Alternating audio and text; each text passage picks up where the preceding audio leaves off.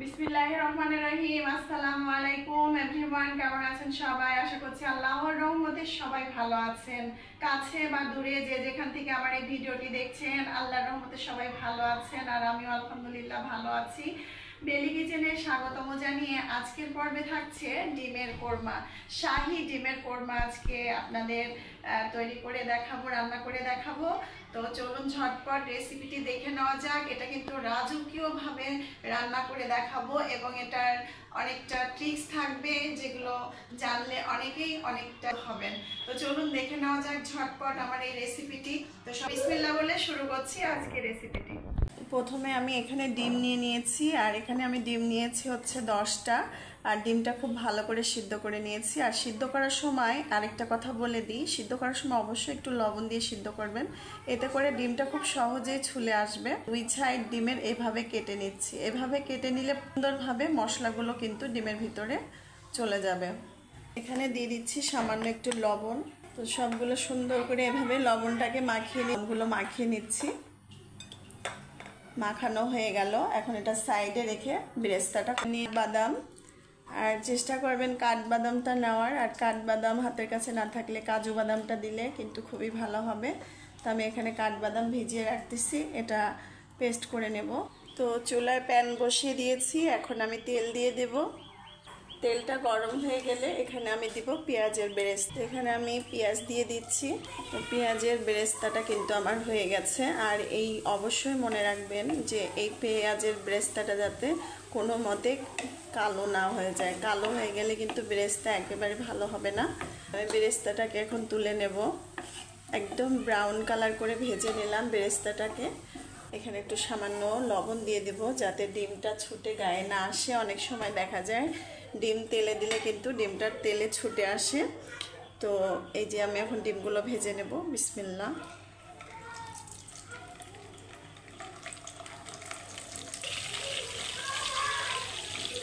ডিম কিন্তু ভাজা হয়ে গেছে। আর এটা বেশি ভাজা যাবে না, কড়া করে ভাজলে কিন্তু ডিমের এই যে উপরের এই অংশটা রাবার মতন হয়, আর রাবার মতন হলেও ডিমটা খেতে কিন্তু একদমই ভালো লাগবে না। তো আমি এখন তুলে ফেলবো। দিচ্ছি এখানে পেঁয়াজ হাফ কাপ। পেঁয়াজটা কিন্তু আমার গোল্ডেনও হয়নি আবার কাঁচাও নেই। তো এই মুহূর্তে আমি দিয়ে দেব মশলা। দিয়ে দিচ্ছি 4টা এলাচ, তেজপাতা 2টা, দারুচিনি 4 টুকরো, দিয়ে দিচ্ছি গোলমরিচ। এখানে গোলমরিচটা দিলে এর একটা সুন্দর একটা ফ্লেভার আসবে। তো এটা দিয়ে আবার একটু নাড়াচাড়া করে নেব। দিয়ে দিচ্ছি হাফ চামচ রসুন বাটা, আদা বাটা দিয়ে দিচ্ছি হাফ চামচ। এখন এই মশলাটাকে ভালো করে ভেজে নেব যাতে আদা রসুনের গন্ধটা চলে যায়। তো এখানে আমি একটু পানি দিয়ে দেব যাতে মশলাটা পুড়ে না যায়। এর কালারটাও ঠিক থাকলো, আবার মশলাটাও পুড়ে গেল না। এখন আমি এখানে দিয়ে দিচ্ছি জিরার গুঁড়ো হাফ চামচের একটু কম, দিয়ে দিচ্ছি ধনিয়ার গুঁড়ো হাফ চামচ, দিয়ে দিচ্ছি সামান্য মরিচের গুঁড়া হাফ চামচ মতো। দিয়ে মশলাটাকে আবার ভালো করে কষিয়ে নেব। মরিচের গুঁড়াটা দেওয়াতে একটু কালার সুন্দর আসবে। তো মশলাটা ভালো করে কষানোর পরে এখন দিয়ে দেব হাফ কাপ পেঁয়াজ বাটা। পেঁয়াজ বাটাটা দিয়ে আমি আবারও ভালো করে এটা কষিয়ে নেব যাতে গন্ধটা না থাকে। লবণটা দিয়ে একটু নাড়াচাড়া করে নিচ্ছি। আর এই পেঁয়াজের গন্ধটা না চলে যাওয়া পর্যন্ত আমি একটু ভেজে নেব।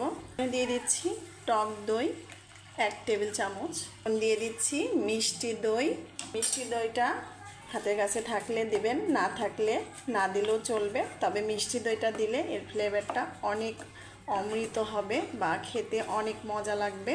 তো আমি এটা দিয়ে ভালো করে কষিয়ে নেব। আবার যতক্ষণ না এই গ্রেভি থেকে তেল বের হচ্ছে ততক্ষণে কিন্তু আমি এই মশলাটাকে ভেজে নেব।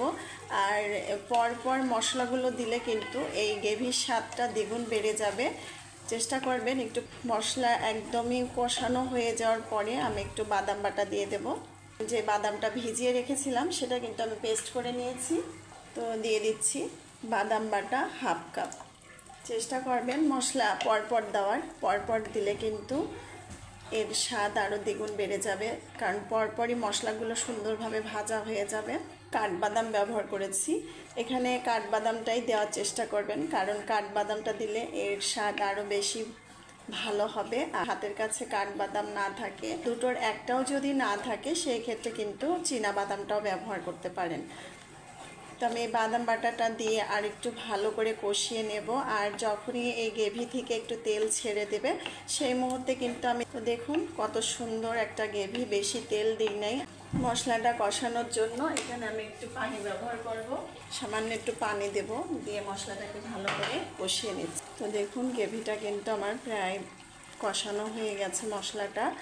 আর এখন এই যে দেখতে পাচ্ছেন, এই যে দেখুন মশলা থেকে কিন্তু তেল কিছুটা ছেড়ে দিয়েছে। এই মুহূর্তে কিন্তু আমি, আর গ্রেভিটা বেশি ঘনও হয়নি কিন্তু, এই মুহূর্তে আমি ডিমগুলো দিয়ে দেব, সিদ্ধ করা ডিমগুলো।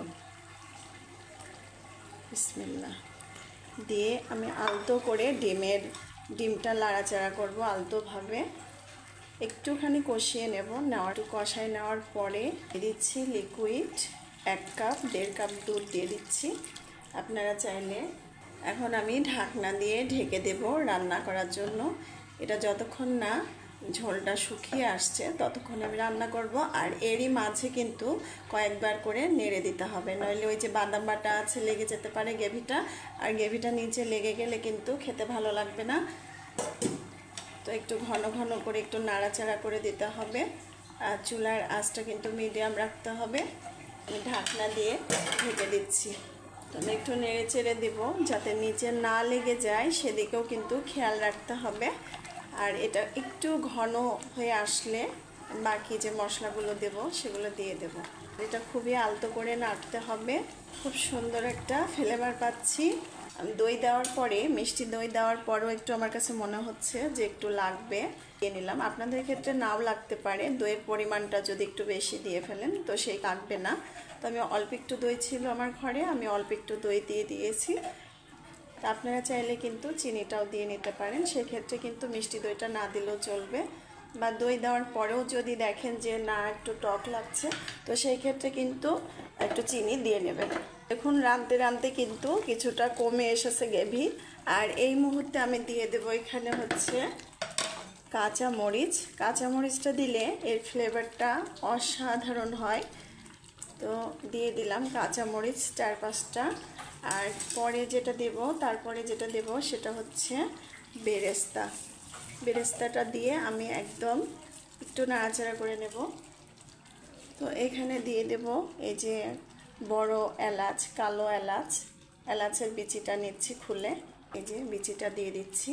এটা দিলে হবে কি একটা অন্যরকম ফ্লেভার আসবে এই কোরমার ভিতরে। না দিলেও হবে, তবে এটা দিলে ভালো হয়, বড় কালো এলাচ। যখন এই গ্রেভি থেকে তেল একটু ভেসে ভেসে উঠবে তখনই কিন্তু আমি এটা নামিয়ে ফেলবো। এখন আমি দমে দিয়ে দিচ্ছি। এখানে একটু ঘি দিয়ে দিব যাতে এটা রাজকীয় স্বাদ লাগে। আর যারা ঘি খান না সেক্ষেত্রে ঘি না দিলেও চলবে। তবে যেহেতু এটা রাজকীয়ভাবে রান্না হচ্ছে, শাহী কোরমা, এখন কিন্তু আমি একটু দমে দিয়ে রাখবো। ঢাকনাটা দিয়ে আমি একটু দমে রেখে দেব। 3-4 মিনিট পরে ফিরে আসলাম। আর এই যে দেখুন এভরিওয়ান, 3-4 মিনিট আমি দমে রেখে দিয়েছিলাম। আর এই যে দেখুন তেল উপরে একটু ভাসছে। তো আমার কিন্তু এই ডিমের কোরমাটা রেডি, শাহী কোরমা। তো এখন আমি এটা নামিয়ে ফেলবো। আর এটা যে সুন্দর একটা ঘ্রাণ বের হচ্ছে কি বলবো, একদম রাজকীয় একটা গন্ধ, মানে রাজা বাচ্চারা যেমন খায় সেই রকম একটা ঘ্রাণ বেরোচ্ছে মাশাআল্লাহ। আর কালারটাও অদ্ভুত সুন্দর আসছে। আশা করি আজকের এই ভিডিওটি আপনাদের অনেক অনেক ভালো লাগবে। ভালো লাগলে লাইক, কমেন্ট, শেয়ার করে আমার চ্যানেলের সঙ্গেই থাকবেন। যারা আমার ইউটিউব চ্যানেলে আমার ভিডিওগুলি আমাকে ভালোবেসে দেখছেন তাদেরকে জানাই অসংখ্য অসংখ্য ধন্যবাদ। আর যারা নতুন দেখছেন তাদেরকেও জানাই ধন্যবাদ। আর যারা আমার পেজে দেখছেন বা এখনও ফলো দেন নেই, অবশ্যই আমার পেজটাকে ফলো দিয়ে আমার পেজে সঙ্গেই থাকবেন। এতে করে আমি যে ভিডিওগুলো ছাড়বো নোটিফিকেশন আপনাদের মোবাইলে পৌঁছে যাবে। তো আমার এটা হয়ে গেছে, আমি এটা এখন নামিয়ে ফেলবো। এই যে দেখুন খুব সুন্দর একটা কালারও আসছে। আর গ্রেভিটাও একটু ঘন হয়ে আসছে। আর গ্রেভি কিন্তু বেশি পাতলা থাকলেও ভালো লাগবে না, একটু ঘন ঘন থাকলে কিন্তু গ্রেভিটা ভাত দিয়ে খেতে ভালো লাগবে। আবার পাতলা করে অনেকেই খায়, কিন্তু পাতলা করলে আমার কাছে ওটা ভালো লাগে না। তো যাই হোক, এখন আমি এটা নামিয়ে ফেলবো, চুলা অফ করে দিয়েছি, এখন নামিয়ে নিচ্ছি। এতে সার্ভ করবো এভরিওয়ান। বিসমিল্লাহ। দেখুন কতটা লোভনীয় হয়েছে, আর এটা একদমও তেল বেশিও হয়নি আবার কমও হয়নি, একদম একটা মাখা মাখা থাকবে। আশা করছি আজকের এই ভিডিওটি আপনাদের অনেক অনেক ভালো লাগবে। ভালো লাগলে সাপোর্ট দিয়ে আমার চ্যানেলের সঙ্গেই থাকবেন। এখন এর উপরে একটুখানি বেরেস্তা দিয়ে দেব। আশা করছি আজকের এই রেসিপিটি আপনাদের কাছে অনেক অনেক ভালো লাগবে। তো আমার এই যে শাহী ডিমের কোরমা রান্না হয়ে গেল, অনেক টেস্টি হয়েছে আর রাজকীয় একটা স্বাদ, এবং এটা ঘ্রাণ শুকে মনে হচ্ছে যে কোনো রাজা বাদশার বাসায় যেমন রান্না বান্না হয়, তো সেরকম আজকে কিন্তু রান্না করেছি। আর এটা খেতে অসাধারণ অসাধারণ মজা হয়েছে, খুবই টেস্টি হয়েছে এভরিওয়ান। আপনারা বাসায় একবার হলেও ট্রাই করে দেখতে পারেন, ভালো লাগবে আশা করছি। তো আজকে এখানেই বিদায় নেব। সবাই ভালো থাকবেন, সুস্থ থাকবেন, দোয়া রইল সবার জন্য। তো আজকে এখানে বিদায় নেব। আর সবাই ভালো থাকবেন, সুস্থ থাকবেন। আসসালামু আলাইকুম, আল্লাহ হাফেজ।